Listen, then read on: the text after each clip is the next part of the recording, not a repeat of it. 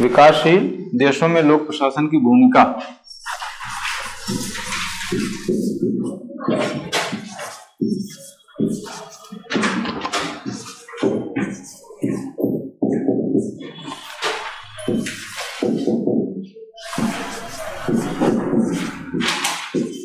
लोक प्रशासन की भूमिका। ये क्वेश्चन इसी बार 11 नंबर में पूछा गया। अभी जो एग्जाम हुई ना 2 दिन पहले, उसमें 11 नंबर में ये क्वेश्चन आया हुआ है। विकासशील देशों में लोक प्रशासन की भूमिका।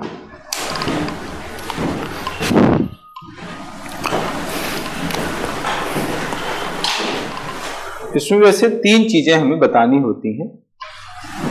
भूमिका तो मेन है इसमें, लेकिन इसके अलावा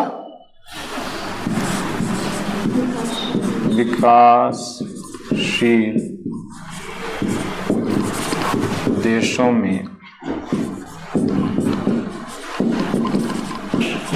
लोक प्रशासन की विशेषताएं, ये भी आगे क्वेश्चन बन सकता है, या लक्षण भी इसको हम बोलते हैं। और फिर समस्याएं और भूमिका। ये 3 चीजें इसके अंतर्गत आती हैं। सिलेबस में भूमिका आपको दिया हुआ है। भूमिका महत्व देखिए, भूमिका महत्व देखिए।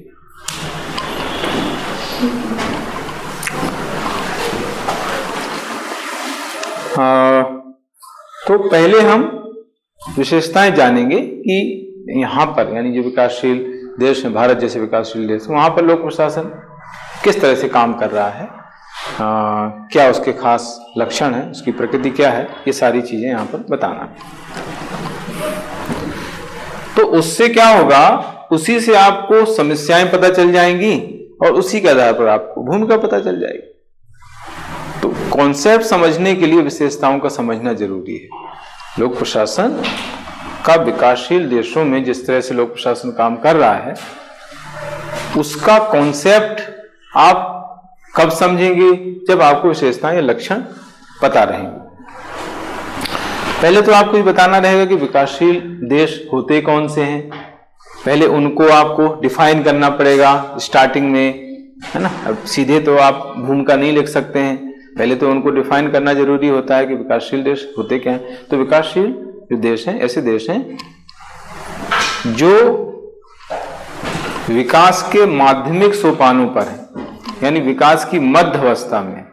3 तरह के देश, 3 तरह से कैटेगराइज किया गया है देशों को। विकसित हैं, विकासशील हैं और अल्पविकसित, है ना। विकसित, विकासशील और अल्पविकसित 3 तरह के देश हैं। ये वर्ल्ड बैंक ने ये कैटेगरी में डिवाइड किया है। तो विकसित देश जो होते हैं वो विकास की चरम अवस्था में है, उनको कहा जाता है ये विकास की चरम अवस्था पर अवस्थित है। और इनकी जो अर्थव्यवस्था है वो उद्योग तथा सेवा पर आधारित मानी जाती है। तो ये तो हो गए विकसित देश। अभी अगला क्वेश्चन वही आएगा, विकसित देशों में लोक प्रशासन की भूमिका, ये आगे टॉपिक आएगा, तो वहां पर आपको ये बताना पड़ेगा, है ना। तो विकसित देश कैसे देश हैं, जो विकास की चरम अवस्था पर अवस्थित हैं, यानी विकास वहां पर हो चुका है और उनकी अर्थव्यवस्था उद्योग तथा सेवा पर आधारित होती है। उसमें फिर एग्जाम्पल लिख देते हैं, है ना। यूएसए है, ब्रिटेन है, फ्रांस है, जर्मनी है ना, कनाडा है, ब्राजील है, ये विकसित देश। विकासशील देश ऐसे देश हैं जो विकास की माध्यमिक सोपानों पर, माध्यमिक मतलब बीच की अवस्था है ना, अभी चल रहा है विकास, बीच की अवस्था है, तो उसको बोलते हैं माध्यमिक सोपानों पर है। इनकी अर्थव्यवस्था कृषि उद्योग तथा सेवा पर, तीनों पर आधारित है ना। कृषि उद्योग तथा सेवा तीनों पर आधारित इनकी अर्थव्यवस्था मानी जाती है ना। उदाहरण पे लिख देंगे, भारत है ना, दक्षिण अफ्रीका है, इंडोनेशिया है, थाईलैंड है, मलेशिया है, लाओस है, पाकिस्तान है, बांग्लादेश है ना। ये देश जो है इनको विकासशील देश माना जाता है। अल्पविकसित देश ऐसे हैं, ये ऐसे देश हैं जहां पर विकास अभी आरंभिक सोपानों पर है। हालांकि अल्पविकसित का कोई इसमें जिक्र नहीं है सिलेबस में, लेकिन मैं तीनों का कंपैरिजन करके बता रहा हूं ताकि आप समझ पाएं कि दोनों हम कैसे इनको डिफाइन करेंगे, स्टार्टिंग हम कैसे करेंगे। तो अल्पविकसित देश ऐसे देश होते हैं जो विकास की अभी आरंभिक सोपानों पर है, मतलब अभी स्टार्ट ही हुआ है विकास, इसलिए उनको बोलते हैं अल्पविकसित। पहले इसके लिए अविकसित वर्ड यूज करते थे बहुत पहले, तो ये कहा गया भाई अब अविकसित ही थोड़ी रहेंगे, विकास तो थोड़ा बहुत हो गया होगा ना वहां पे, तो अविकसित वर्ड जो है सही नहीं था, तो उसके लिए फिर विश्व बैंक ने वर्ड यूज करना स्टार्ट कर दिया अल्पविकसित, अंडर डेवलप्ड, है ना। तो अल्पविकसित देश ऐसे देश हैं जो अभी विकास की अभी आरंभिक सोपानों पर, यानी स्टार्ट हुआ है विकास, आरंभिक सोपानों पर, माध्यमिक सोपानों पर, उच्च सोपानों पर या चरम अवस्था, ऐसे तीनों को हम कैटेगरी में डिवाइड कर सकते हैं। फिर यहां पर एग्जाम्पल देना, तो हम बात कर रहे हैं विकासशील देशों में लोक प्रशासन की विशेषताएं। तो ये जो मैंने अभी बताया वो इंट्रोडक्शन हो गया। विकासशील देश ऐसे देश हैं जहां पर विकास माध्यमिक सोपानों पर है और इनकी अर्थव्यवस्था कृषि, उद्योग तथा सेवा पर आधारित है। उदाहरण, बस ये हो गया एक पैर।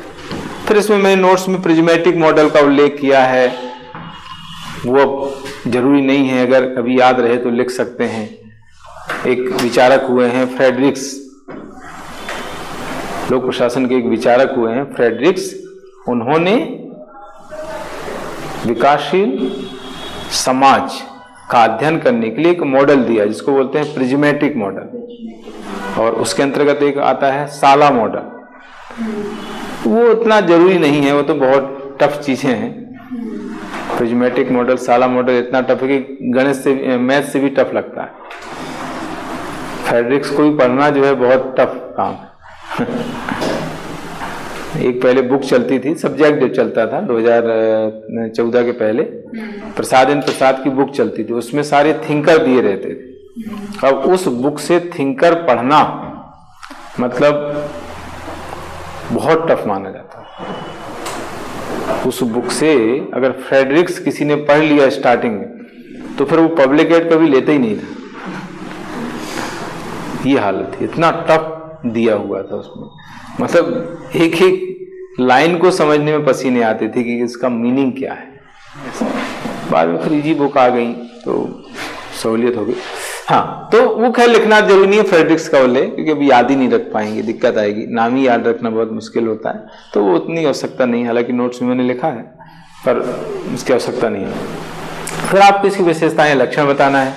देखिए, विकासशील जो देश हैं वहां पर एक व्यवस्था चलती है जिसको बोलते हैं सामान्यज्ञ प्रधान व्यवस्था, है ना। सामान्यज्ञ प्रधान, देखो जो व्यवस्था मैं बता रहा हूं, इसी व्यवस्थाओं से, इसी लक्षण से हम समस्याएं निकाल लेंगे और भूमिका भी निकल आएगी, है ना। तो मैंने एक पॉइंट बताया है सामान्यज्ञ प्रधान व्यवस्था।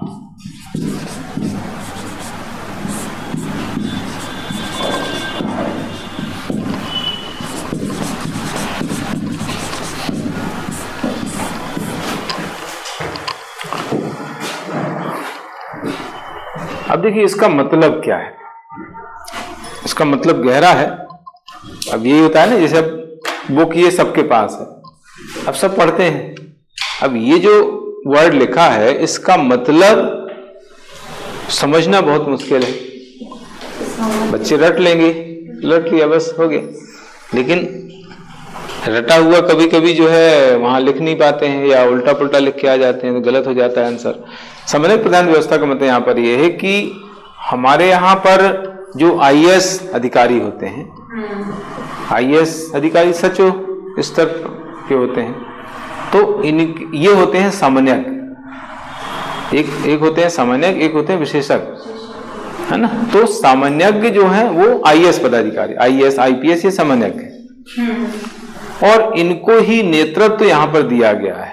इनके हाथ में ही सत्ता की बागडोर है, यही सर्वे सर्वा है हमारे यहाँ, यही ऊपर है सचिव। जैसे कैबिनेट सेक्रेटरी, मंत्रिमंडल सचिव। मंत्रिमंडल जो सचिव होता है वो भारत का सबसे बड़ा प्रशासनिक अधिकारी होता है, उससे बड़ा कोई अधिकारी नहीं है मंत्रिमंडल सचिव। राज्य स्तर पर उसके बराबर होता है मुख्य सचिव, चीफ सेक्रेटरी, वो राज्य का सबसे बड़ा प्रशासनिक अधिकारी होता है। इनके अधीन ही सारे लोग काम करते हैं, सभी विशेषज्ञ या सामान्यज्ञ भी, है ना। तो इसलिए कहा जाता है कि सामान्यज्ञ प्रधान व्यवस्था है, यानी यहाँ पर जो सामान्यज्ञ हैं यानी आईएएस सामान्यज्ञ हैं, तो आईएएस के हाथ में, सामान्यज्ञों के हाथ में सत्ता की बागडोर है, सत्ता इनके हाथ में है और इनके अधीन रह करके सभी लोग काम करते हैं, विशेषज्ञ काम करते हैं।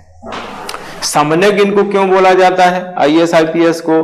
क्योंकि आईएएस आईपीएस बनने के लिए किसी विशेष डिग्री की जरूरत नहीं है, इसलिए इनको बोलते हैं सामान्यज्ञ। मतलब एक बीए करने वाला भी आईएएस आईपीएस बन सकता है, बीकॉम करने वाला, बीएससी करने वाला, बीई करने वाला, बीएचएससी करने वाला, बीबीए करने वाला, बीसीए करने वाला भी आईएएस बन सकता है।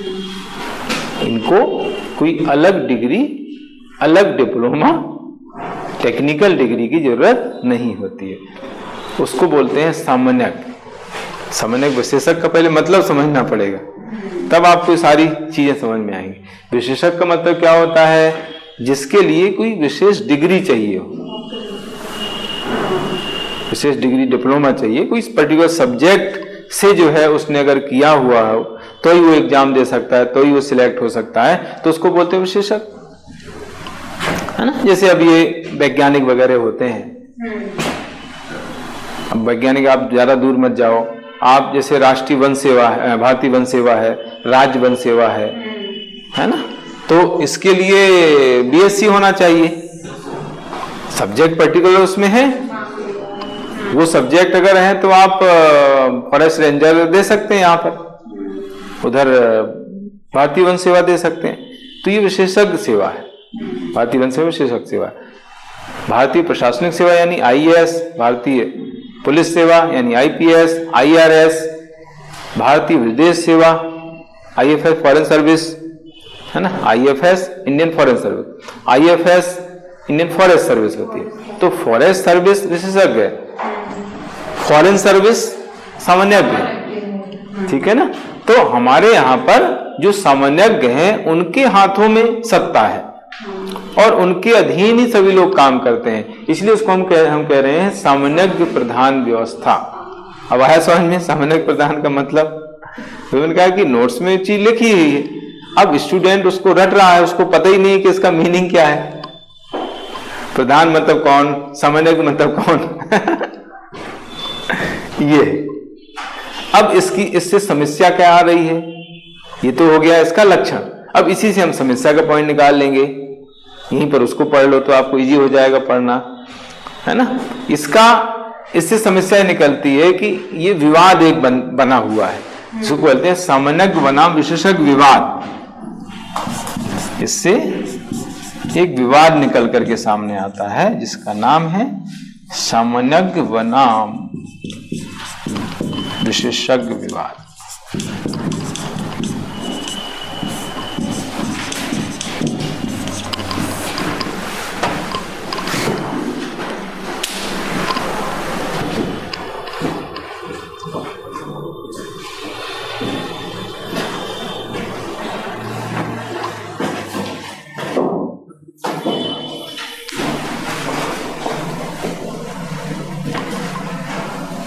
तो ये समस्या है, मतलब सामान्यज्ञ बनाम विशेषज्ञ विवाद का मतलब ये है कि जो विशेषज्ञ हैं वो ये कहते हैं कि भाई हम तो विशेषज्ञ हैं, हमें सामान्यज्ञों के अधीन क्यों रखा जा रहा है। उनको इंसल्टिंग फील होती है कि यार हम तो विशेषज्ञ हैं, हम सामान्यज्ञों के अधीन है, ये हमें आदेश दे रहे हैं, जबकि इनको कुछ पता नहीं है ना। ये लगता है ना कि यार हम तो योग्य हैं, हमने कितनी चीज, हमने विशेष किसी सब्जेक्ट में डिग्री ली हुई है, डिप्लोमा लिए हुए बैठे हैं, और ये जो इनको कुछ नहीं आता है हमारे सब्जेक्ट में और ये हमें ऑर्डर दे रहे हैं। तो ये विवाद कहीं ना कहीं चलता रहता है और विशेषज्ञ डिमांड करते हैं कि भाई हम तो उनके अधीन काम नहीं करेंगे।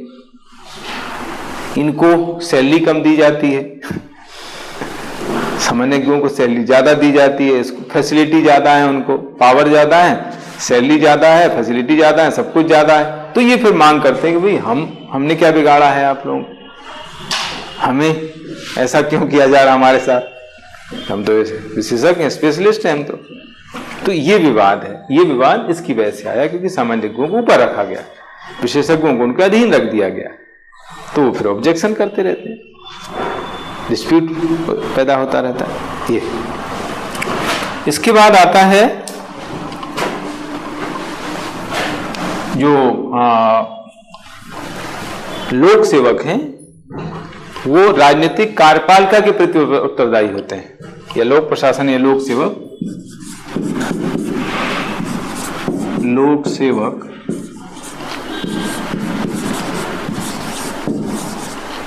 राजनीतिक कार्यपालिका के प्रति उत्तरदायी होते हैं, और उसके माध्यम से फिर जनता के प्रति और विधायिका के प्रति उत्तरदायी होते हैं। मतलब सीधे जनता के प्रति उनकी रिस्पॉन्सिबिलिटी नहीं होती है, इसलिए कहीं ना कहीं जनता की उपेक्षा करते रहते हैं। भाई एक जो सचिव है वो रिस्पॉन्सिबल है किसके लिए, अपने मंत्री के लिए रिस्पॉन्सिबल है, जनता से उसको लेना देना नहीं है, इसलिए जनता का वो ध्यान नहीं होता रख पाता है। जनता का ध्यान किसको रखना होता है, मंत्री को रखना होता है, मंत्री जनता के प्रति उत्तरदायी है, और लोक सेवक मंत्री के प्रति उत्तरदायी है।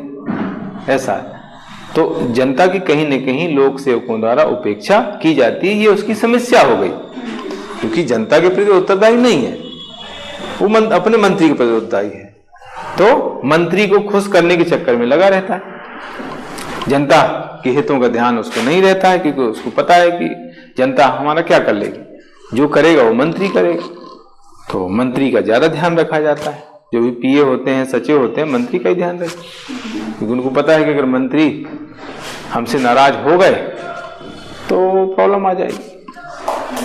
हालांकि हटा नहीं सकते ऐसे, लेकिन इधर उधर भेज देंगे, उसको हटा देंगे वहां से, मतलब बर्खास्त नहीं किया जा सकता, सस्पेंड ज्यादा करेंगे या ट्रांसफर कर देंगे, दूसरे जगह भेज दिया जाएगा, कहीं ऐसी जगह भेज दिया जहां पर बहुत प्रॉब्लम है।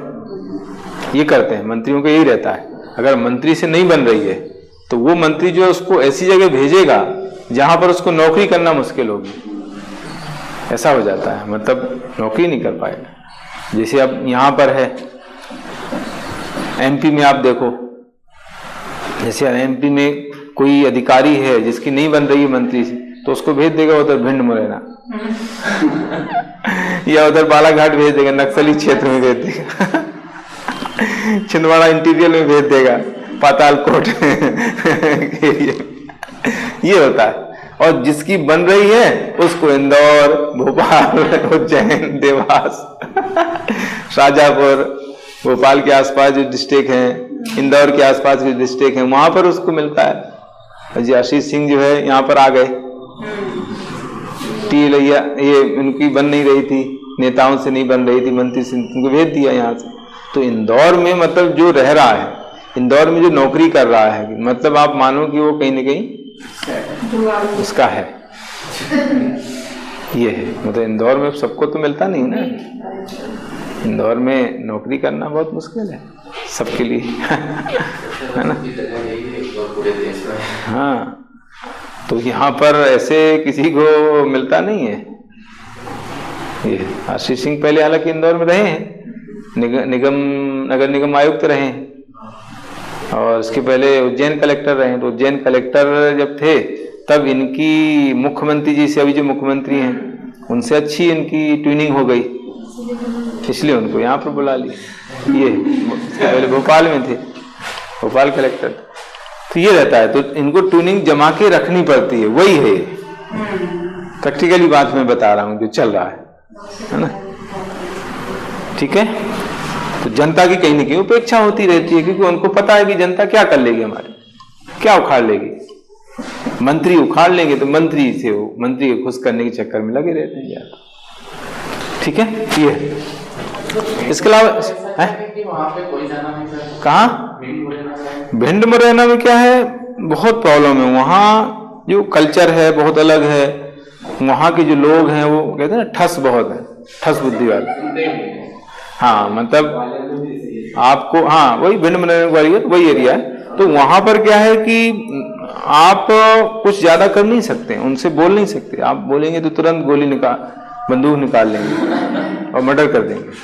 अभी वो कुछ समय पहले वो एक हत्याकांड हुआ था ना मुरैना में। हाँ वो IAS पर ट्रैक्टर चढ़ा दिया था, वही ना, उसी की बात कर। वो था ना कि उसके बाप को मारा था और फिर वो लड़के ने 20 साल के लड़के ने वो 3-4 पूरी फैमिली वालों को मारा। हाँ वो कैसे मतलब प्रशासनिक अधिकारी वाला बता रहा हूँ कि एक IAS थे। हाँ। वो खनन वाला जो केस था, हाँ, उसके ऊपर ट्रक चढ़ा दिया था। बहुत पुराना मैटर है वो खनन माफिया जो थे उसके ऊपर ट्रक चढ़ा दिया था। सोचो आप, वहाँ पे राजनीतिक हस्तक्षेप बहुत ज्यादा है काम करने में। हाँ राजनीतिक हस्तक्षेप बहुत ज्यादा है और लोग जो है सुनते नहीं है एक्चुअली, वहां पर नहीं सुनते। आप कुछ भी करो, आप ज्यादा अगर कानून झाड़ोगे तो फिर आप बचोगे नहीं। ये हालत है, मतलब बात बात में वहां पर बंदूकें निकल जाती हैं और गोलियां चल जाती हैं तुरंत। तो वहां पर मतलब नौकरी करना बहुत मुश्किल होता है। वहीं के लोग जो है कर सकते हैं क्योंकि वो उनको पता रहता है, वहाँ के कल्चर के बारे में उनको जानकारी रहती है, तो वो कर लेते हैं। वहाँ के जो लोग हैं ना आसपास, जैसे मान लीजिए ग्वालियर का कोई रहने वाला है तो मुरैना में नौकरी वो कर लेगा, श्योपुर में कर लेगा, श्योपुर का है तो मुरैना में कर लेगा, भिंड में कर लेगा। तो उसके आसपास के जो रहने वाले लोग हैं वो कर सकते हैं, तो वो उस हिसाब से वो वहां पर उनको दिया जाता है ताकि उनको पता है, परिचय भी रहती है, तो वो सब अपना हाँ सांठ-गांठ करके सामंजस्य बिठा के नौकरी कर लेते हैं। मान लीजिए अब यहाँ का कोई व्यक्ति है तो यहाँ का तो व्यक्ति कर ही नहीं पाएगा सही ढंग से, उसको बहुत दिक्कत आएगी। कल्चर बिल्कुल डिफरेंट है, तो हर चीज डिफरेंट है। वहां पर ठंड भी बहुत ज्यादा पड़ती है, गर्मी भी बहुत ज्यादा पड़ती है। जब बारिश होगी तो बारिश भी ज्यादा होगी, बिल्कुल या तो बिल्कुल नहीं होगी या तो बहुत ज्यादा हो जाएगी। मतलब हर चीज ज्यादा होती है ना, अति है, हर चीज की अति है। कास्ट का भी बहुत ज्यादा है, कास्टेज में बहुत ज्यादा, जातिवाद बहुत ज्यादा है। मालवा बहुत अच्छा है। हाँ मतलब जाति प्रथा इतनी ज्यादा, अगर निम्न कास्ट का व्यक्ति है तो उसका तो निवाय नहीं है। अगर कोई प्रशासनिक अधिकारी निचली कास्ट का वहां पहुंच गया तो नौकरी तो उसके लिए तो मुश्किल हो जाएगा। उच्च कास्ट का है तो उसके लिए थोड़ा सा रिलैक्स हो सकता है, बाकी निम्न कास्ट का तो उसको तो भगा ही देते हैं, वो नौकरी नहीं कर पाएगा, वो तो वहां से वो चला जाएगा किसी तरीके से। कई लोग तो नौकरी छोड़ देते हैं ये है ना, तो ये है। इसके अलावा एक वर्ड आता है तटस्थता, न्यूट्रलिटी। तटस्थता और अनामिकता, ये दोनों लोक सेवा के यहाँ पर लक्षण कहे जाते हैं, तटस्थता तथा अनामिकता।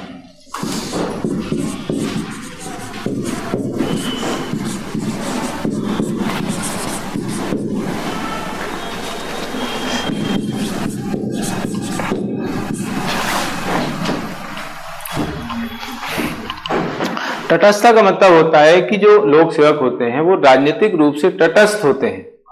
ये केवल सिद्धांत रूप में है, ऐसा हम कहते हैं कि राजनीतिक जो लोक सेवक हैं वो सिद्धांत रूप में या सिद्धांततः राजनीति से, राजनीतिक मामलों में तटस्थ होते हैं, लेकिन व्यवहार में उनका किसी न किसी दल से संबंध जुड़ा रहता है, वो जुड़े रहते हैं इंटरनली, आंतरिक रूप से, है ना भाई। ऊपरी तौर पर तो हो ही नहीं सकता, क्योंकि अगर ऐसा होगा तो उनकी नौकरी चली जाएगी।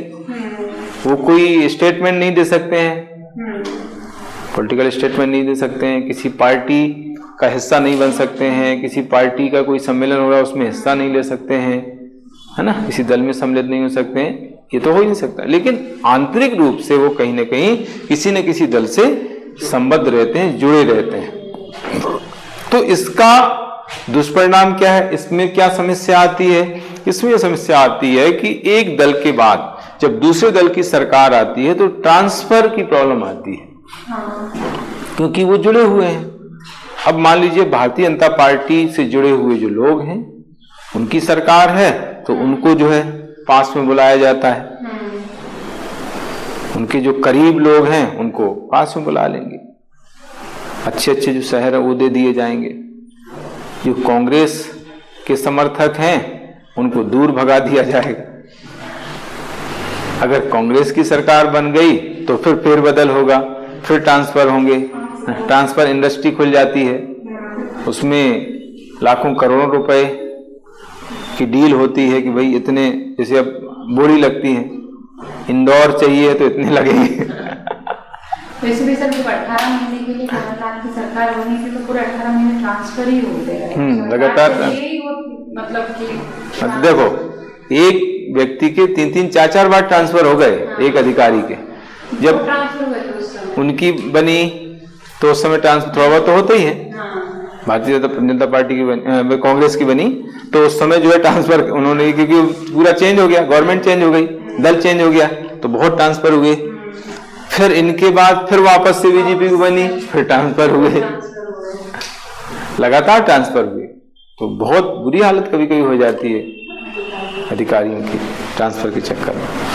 तो ये क्यों होता है? क्योंकि कहीं न कहीं जुड़ाव प्रशासनिक अधिकारियों का आंतरिक रूप से किसी दल से जरूर होता है। अगर वो पूरी तरीके से तटस्थ रहे तो इसकी जरूरत नहीं पड़े ट्रांसफर की। भाई कोई भी दल हो, अधिकारी अधिकारी है, उसको तो काम करना ही है, लेकिन ऐसा होता नहीं है ना, होता बहुत अलग है। जो दिखता है वो बहुत अलग दिखता है। अनामिकता का मतलब होता है कि जो भी प्रशासनिक अधिकारी होते हैं वो अनाम रहकर काम करते हैं, उनका नाम सामने नहीं आता है। मतलब करता कोई है, नाम किसी और का होता है। करते ये सब है लेकिन नाम इनका नहीं होता है। नाम होता है मंत्री का, मंत्री का नाम आता है, वही मंत्री जी ने ये किया।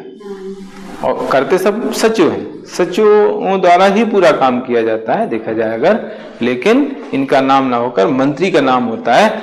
ऐसा क्यों? इसके पीछे एक सिद्धांत है, उसको कहते हैं मंत्रिमंडलीय उत्तरदायित्व का सिद्धांत यहाँ पर प्रचलित है। अनामिकता का सिद्धांत लागू होने के पीछे जो वजह है वो है मंत्री मंडलीय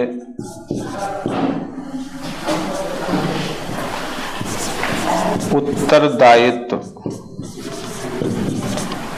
का सिद्धांत।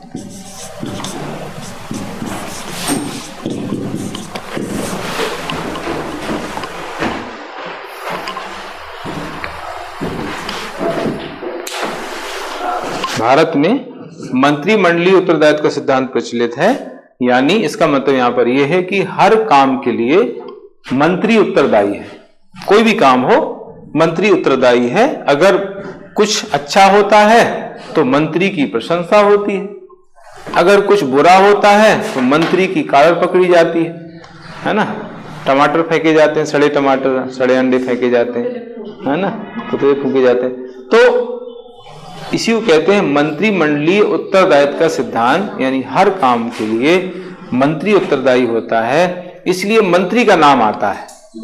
सचिव उसके पीछे रह के काम करता है। हालांकि सचिव मंत्री के कंधे पे बंदूक रख करके चलाता है ना, कंधा मंत्री का होता है ना, ट्रिगर दबाता है सचिव, तो पकड़ा जाता है मंत्री और सचिव बच जाता है क्योंकि वो पीछे है, सामने मंत्री है ना, ये होता है। ठीक है, तो इसलिए अनामिकता का सिद्धांत चलता है।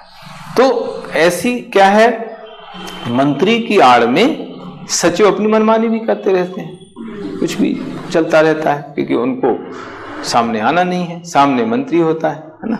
तो कभी गड़बड़ भी होती है तो भी मंत्री को ही पकड़ा जाएगा, है ना, और मंत्री से जवाब मांगा जाता है। जैसे मान लीजिए कोई रेल दुर्घटना हुई, अब रेल दुर्घटना हुई तो जवाब मंत्री से मांगा जाएगा, रेल मंत्री से मांगा जाएगा, भाई आप कैसे दुर्घटना हुई। अब रेल मंत्री ये कहते भाई मैं तो रेल चला नहीं रहा था, आप तो ड्राइवर से पूछो, तो वो नहीं ऐसे कह सकता। है बात हकीकत कि वो तो अब चला नहीं रहा था, कई बार तो पता ही नहीं रहता कि दुर्घटना हुई है क्या कई बार ऐसा भी हो गया क्योंकि दुर्घटना के बारे में उसको पता ही नहीं है, दुर्घटना हो गई तो वो कुछ जवाब नहीं दे पाता है, तो उसको बोलना पड़ता है कि मेरे संज्ञान में अभी ये मामला नहीं है ना, संज्ञान में आने के बाद मैं इस पर टिप्पणी करूंगा। इस तरह से वो अपना स्टेटमेंट देते हैं। बहुत सदा हुआ स्टेटमेंट देना पड़ता है ना। कई रेल मंत्रियों को तो इस्तीफा देना पड़ा, ऐसा हो चुका है। बहुत सारे, सुरेश प्रभु थे, कौन थे, एक उस समय रेल मंत्री थे, तो उनको इस्तीफा देना पड़ा था क्योंकि बहुत रेल दुर्घटनाएं हुई उनके कार्यकाल में, तो बाद में उनको त्याग पत्र दे दिए। ये ठीक है। तो ये है मंत्रिमंडलीय उत्तरदायित्व का सिद्धांत। इसकी वजह से अनामिकता का सिद्धांत यहाँ पर लगता प्रचलित है। इसका मतलब यहाँ पर ये होता है कि जो भी लोक सेवक हैं उनका नाम सामने नहीं आता, यानी वो अनाम रह करके काम करते हैं। नाम किसका होता है? मंत्री का होता है। ठीक है। यहाँ पर जो कानून है उनमें बहुत ज्यादा बल दिया जाता है। कानून में अत्यधिक बल दिए जाने के कारण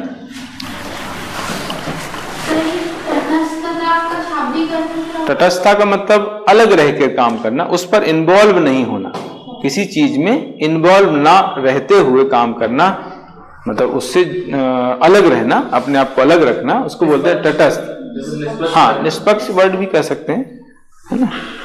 तो राजनीति में इन्वॉल्व ना हो करके और उससे अलग रह करके काम, उससे प्रभावित हुए बिना काम करना, इसको बोलते हैं तटस्थ, है ना। राजनीतिक मामलों से अलग रह करके उनसे प्रभावित हुए बिना जब काम किया जाता है तो उसको बोलते हैं तटस्थता, न्यूट्रलिटी।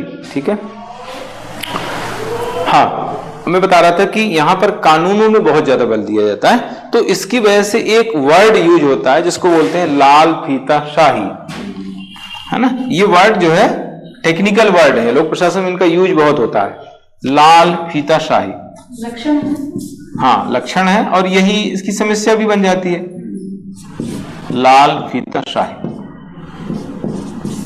इंग्लिश में इसको रेड टेपिज्म कहा जाता है, रेड।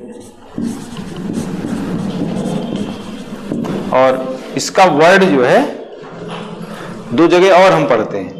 नौकरशाही में इसका वर्ड आता है, नौकरशाही का एक दोष है, और पत्सोपान जो है, पत्सोपान टॉपिक है, पत्सोपान में भी एक दोष ये वाला पाया जाता है, लाल फीता शाही। लाल फीता शाही की वजह से कार्य में विलंब होता है, ये समस्या हो गई।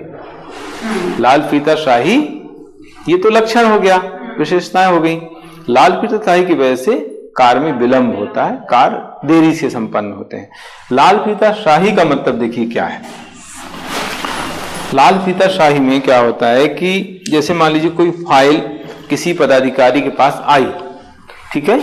अब उस फाइल को वो देख रहा है, लेकिन उस फाइल में ज्यादा छानबीन करने की जरूरत है, ज्यादा छानबीन करना है, बहुत सारे कानून हैं, उन कानून के अकॉर्डिंग उसको देखना है।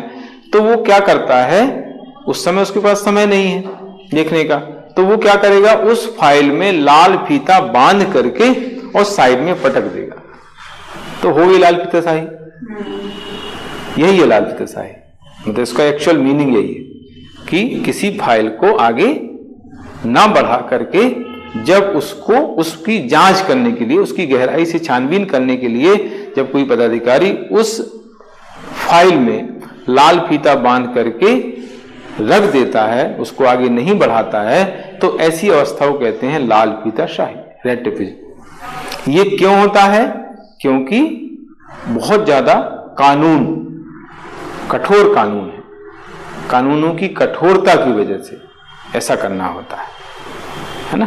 कानूनों का कठोरता से पालन करने के लिए जो है लाल फीता शाही होती है। तो ये लक्षण है एक तरीके से, लेकिन इसका दुष्परिणाम क्या होता है, इससे समस्या क्या आती है, वो जो काम है वो अटक गया है, उस फाइल को आगे नहीं बढ़ाया जा सका है, वो फाइल रख दी गई है, काम रुक जाएगा, यानी कार्य में विलंब हो जाएगा। तो लाल फीता शाही का जो दुष्परिणाम होता है वो होता है कार्य में विलंब, कार्य समय पर नहीं हो पाते हैं, कार्य में देरी हो जाती है। तो ये चीज आपको आगे भी पत्सोपान में भी पढ़ने को मिलेगी। ये प्रशासनिक जो अधिकारी होते हैं, नौकरशाही जो होती है, नौकरशाह जो होते हैं, उनका ये लक्षण ही है, लाल फीता शाही होते ही है। है ना। तो उससे एक चीज, एक तो कार्य में विलंब हो गया, दूसरी समस्या आती है भ्रष्टाचार की। इसका दूसरा जो दुष्प्रभाव है वो भ्रष्टाचार होता है, क्योंकि उस फाइल को आगे बढ़ाने के लिए फिर पैसे देना पड़ते हैं। फाइल को रोका गया है तो उसका ठीक है, एक कारण हो गया कि भाई उसको देखना है। दूसरा कारण एक पैसे का भी है, पैसे पहुंच जाएंगे उसके पास तो फाइल आगे बढ़ जाएगी, है ना। गति धन, फाइल में गति लाने के लिए धन दिया जाता है, उसको बोलते हैं गति धन, है ना। फाइल में गति लाने के लिए जो धन दिया जाता है वो गति धन होता है ना। तो इसके लिए पैसे देने पड़ते हैं, तब फाइल आगे बढ़ती है, काम होता है। तो इससे जो है भ्रष्टाचार भी पनपता है। ठीक है, अब देखो कितने पॉइंट हमने यही समस्या के निकाल लिए। अब ये सारी चीजें जिसने समझी नहीं है, नोट से डायरेक्ट पढ़ रहा है तो वो तो रटेगा और आधे भूल जाएगा।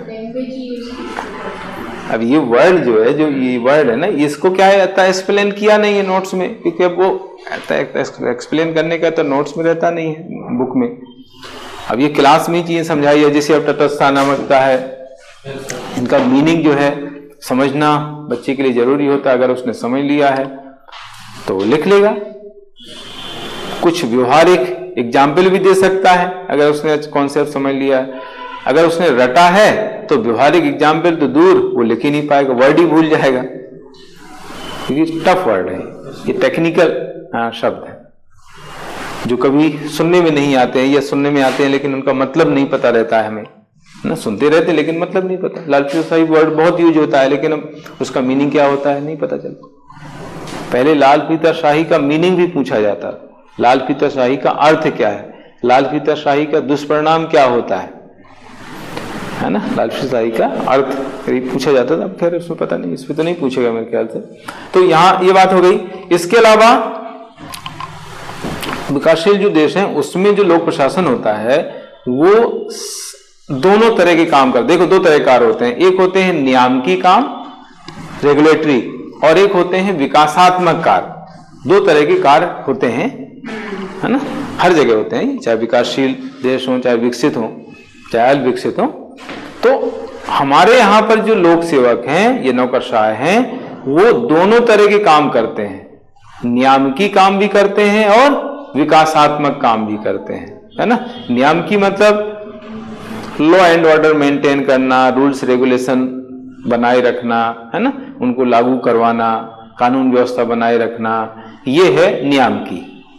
विकासात्मक कार्य, जो विकास संबंधी जो कार्यक्रम है उनको क्रियान्वित करवाना सही ढंग से, जो भी विकास संबंधी जो पॉलिसीज हैं उनको लागू करवाना है, तो ये विकासात्मक कार्य है। तो हमारे यहाँ पर यानी विकासशील जो देश है वहां पर यहाँ पर जो है दोनों तरह के काम लोक सेवकों को करने होते हैं। जैसे हम विकसित देशों की बात करें तो विकसित देशों में ज्यादातर काम जो होते हैं वो वहां पर नियामकी ही करते हैं लोक सेवक। विकासात्मक कार्य अलग से किए जाते हैं, जो विशेषज्ञ होते हैं वो विकासात्मक कार्य करते हैं, जैसे विकसित देश हैं। तो यहाँ पर दोनों में अंतर के पॉइंट भी यहीं से हम निकाल सकते हैं। अभी आगे नोट्स में जो बुक है उसमें आगे दोनों में अंतर भी दिया हुआ है, विकासशील और विकसित देशों का जो लोक प्रशासन है उसमें डिफरेंस। तो यहाँ डिफरेंस भी पता चल जाएगा आपको। दोनों के लक्षण हम पढ़ लेंगे, दोनों में जो लोक प्रशासन के लक्षण हैं विकसित विकासशील देशों में, तो वहां से हम जो है दोनों के अंतर के पॉइंट भी निकाल लेंगे। ठीक है, तो हमारे यहाँ पर नियामकी और विकासात्मक दोनों तरह के काम लोक सेवकों को, लोक प्रशासन को करना होता है। भारत में जो प्रशासनिक ढांचा है वो औपनिवेशिक विरासत कहा जाता है। औपनिवेशिक विरासत, औपनिवेशिक विरासत मतलब ये जो ब्रिटेन में व्यवस्था यहाँ पर चल रही थी उसी व्यवस्था को हमने काफी हद तक अपना लिया, एडॉप्ट कर लिया, उसमें बहुत ज्यादा चेंज नहीं किया। इसी को कहते हैं हमारे यहाँ पर जो लोक प्रशासन है, जो प्रशासनिक व्यवस्था है वो औपनिवेशिक विरासत है, वही को ही यहाँ पर हम अपनाए हुए। जैसे कुछ चीजें चेंज हुई, जैसे पहले ICS थी उसको हमने IAS कर दिया, नाम चेंज हुआ, वही है पूरी व्यवस्था। बहुत सारे कानून वही चल रहे हैं, जैसे भारतीय दंड संहिता आईपीसी है, ये आईपीसी 1860 में लॉर्ड मैकाले द्वारा बनाई गई थी, 1862 से लागू है, आज भी वो चल रही है। उसमें बहुत ज्यादा चेंज नहीं है, कुछ ही धाराएं चेंज हुई हैं, बहुत सारी धाराएं वही के वही हैं, है ना। बहुत सारे अधिनियम अभी वही चल रहे हैं, ठीक है। लोक सेवा का जो ढांचा लगभग वही है। तो इस तरीके से इसको कहते हैं औपनिवेशिक विरासत। ये जो प्रशासनिक ढांचा है वो विकसित अवस्था में नहीं है, विकसित देशों में विकसित अवस्था में। हमारे यहाँ पर जो राजनीतिक संस्थाएं हैं उनका प्रशासन पर प्रभावी नियंत्रण नहीं है, अप्रभावी नियंत्रण उस तरीके से उतना प्रभावी नहीं है। क्यों नहीं है? क्योंकि राजनीतिक संस्थाएं जो है उतनी स्पेशलिस्ट नहीं, तो इसलिए उनका नियंत्रण सही ढंग से नहीं हो पाता है। जैसे विधायिका है, विधायिका प्रशासन पर नियंत्रण उस तरीके से नहीं रख पा रही जिस तरीके से रखना चाहिए, क्योंकि उसमें जो सदस्य होते हैं विधायिका में वो जो है ज्यादा जानकार नहीं होते हैं, विशेषज्ञ नहीं होते हैं, है ना। यहाँ पर जो लोक सेवक होते हैं उन पर राजनीतिज्ञ हैं वो बहुत ज्यादा निर्भर हैं, निर्भरता बहुत ज्यादा है ना।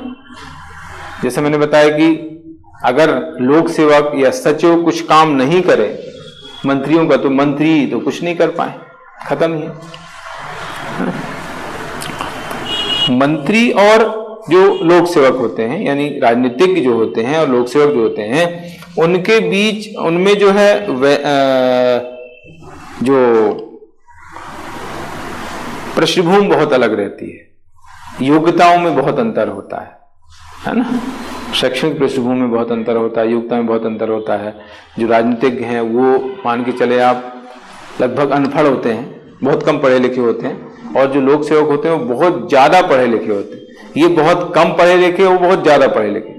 अब आप सोचिए उसमें वैचारिक मतभेद कितना होता है। तो यहां से एक समस्या निकल कर आती है, वैचारिक मतभेद, राजनीतिज्ञों और लोक सेवकों के बीच वैचारिक मतभेद, ये समस्या इसके अंतर्गत आती है। इसीलिए जो है मंत्री और सचिव इन दोनों के बीच टकराव बहुत चलता रहता है। इसी तरीके से अगर हम पंचायतों में, नगरीय निकाय में बात करें, वहां पर भी ये समस्या आती है।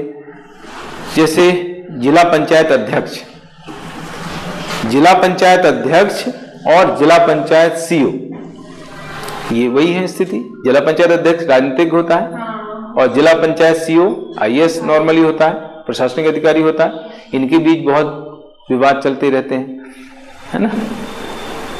कभी कभी क्या होता है कि जिला पंचायत अध्यक्ष बिल्कुल अनपढ़ बन जाता है या बन जाती है। मान लीजिए कहीं पर आरक्षित सीट है, महिला सीट है, और वो महिला अब क्योंकि अब ऑप्शन ही नहीं है, बनाना पड़ेगा क्योंकि रिजर्व सीट है, महिला सीट है ना। तो वहां पर कोई महिला बन गई और वो बिल्कुल अनपढ़ है, उसको कुछ भी नॉलेज नहीं है, और सीओ जो होता है वो आईएएस होता है। तो बहुत प्रॉब्लम आती है, बहुत टकराव चलता है। यही चीज जो है नगरीय निकाय में भी होता है। जैसे महापौर होता है और नगर निगम आयुक्त होता है। नगर पालिका में सीएमओ होता है, मुख्य नगर पालिका अधिकारी, और नगर पालिका अध्यक्ष होता है। नगर पंचायत में भी सीएमओ होता है क्लास 3, और उधर नगर पंचायत अध्यक्ष होता है।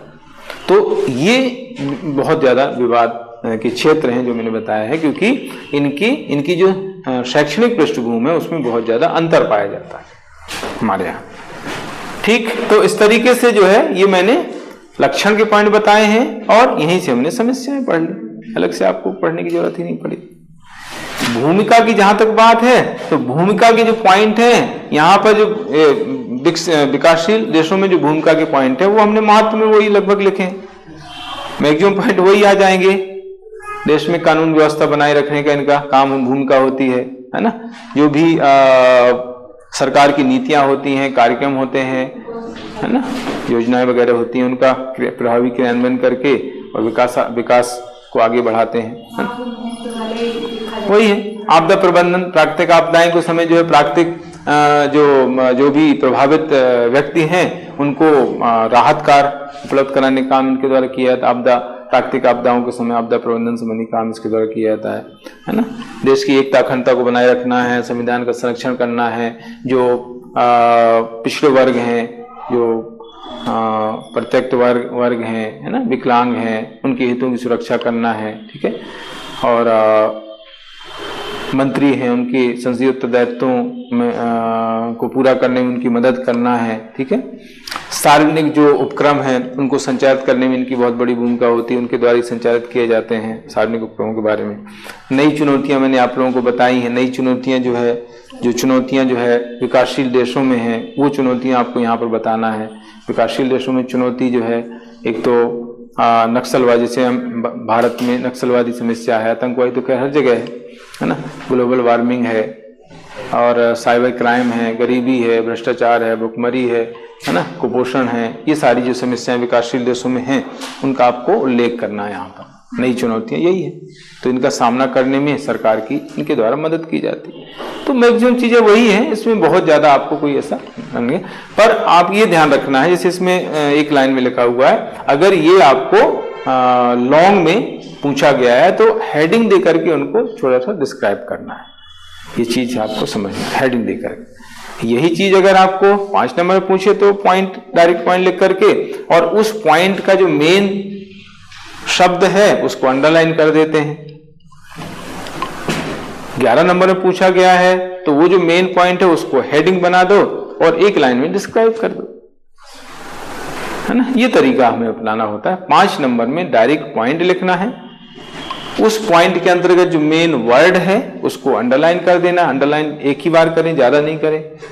वही क्वेश्चन अगर आपको 11 नंबर में पूछा गया है तो वो जो मेन पॉइंट है उसको हेडिंग में लिख दो और डिस्क्राइब कर दो, है ना। तो चूंकि अभी ये 11 नंबर में आया था तो उसको हेडिंग दे करके लिखना था। अब हो सकता है आगे 5 नंबर में यही पूछ ले, तो 5 नंबर में वही पॉइंट है, 5-7 पॉइंट आपको छांट के लिख देना। तो इस तरीके से ये टॉपिक आप लोगों का पूरा हो जाता है। विकासशील देशों में लोक प्रशासन की भूमिका। लोक प्रशासन की भूमिका अगर आता है तो भूमिका ही आप लिखें, ये समस्याएं, लक्षण आपको लिखने की जरूरत नहीं है। वो तो मैंने कॉन्सेप्ट समझाने के हिसाब से ये बताया, उसमें फिर ये चीज नहीं लिखे क्योंकि अब 2 ही पेज लिखना है। उसमें आप अगर पता चला कि लक्षण आप लिखने बैठे तो 1 पेज में लक्षण पूरे हो गए, फिर 1 पेज ही बचा आपके पास, तो नंबर ही नहीं मिलेंगे, आधे नंबर आपके कट जाएंगे। इसलिए भूमिका पूछी मतलब आपको भूमिका ही लिखना है, हेडिंग दे करके उसको डिस्क्राइब करना है, और इंट्रोडक्शन और कंक्लूजन लिखना है, बस। ये मैं इसलिए कह रहा हूं, कभी कभी जो है आगे यही पूछ लेगा, विशेषताएं पूछ लेगा, वो देखना। अगर सिलेबस चेंज नहीं होता है, अगर पब्लिक हेड रहता है आगे, तो वो इसमें विशेषताएं पूछ सकता है। क्योंकि पहले जब सिलेबस में ये सब्जेक्ट के रूप में था तब उसमें ऐसे क्वेश्चन पूछे गए हैं, इसलिए मैंने इसको दिया हुआ है नोट्स। या सीधा वो विकासशील देशों में लोक प्रशासन करके सिर्फ छोड़ देगा, तो फिर उसमें आपको फिर छोटे छोटे करके 2, 4, 5 पॉइंट में फिर लक्षण भी लिखना पड़ेंगे, समस्याएं और फिर भूमिका भी लिखना पड़ेगा। 3, 4 पॉइंट में तीनों लिख दो मेन पॉइंट, ऐसा। ठीक, तो इस तरीके से ये टॉपिक पूरा हो जाता है। कल हम विकसित देशों में लोक प्रशासन की भूमिका, फिर दोनों में कंपैरिजन करेंगे। जैसे हमने ये चीजें पढ़ ली तो लगभग इसी से कंपैरिजन करके विकसित देशों में लोक प्रशासन की भूमिका भी कवर हो जाएगी, उसमें बहुत ज्यादा प्रॉब्लम नहीं आएगी। विकसित देशों में लोक प्रशासन की भूमिका जो है वो 11 नंबर में नहीं आएगा, उसको 5 नंबर में पूछा जा सकता है ना। इंपॉर्टेंट ज्यादा यही है।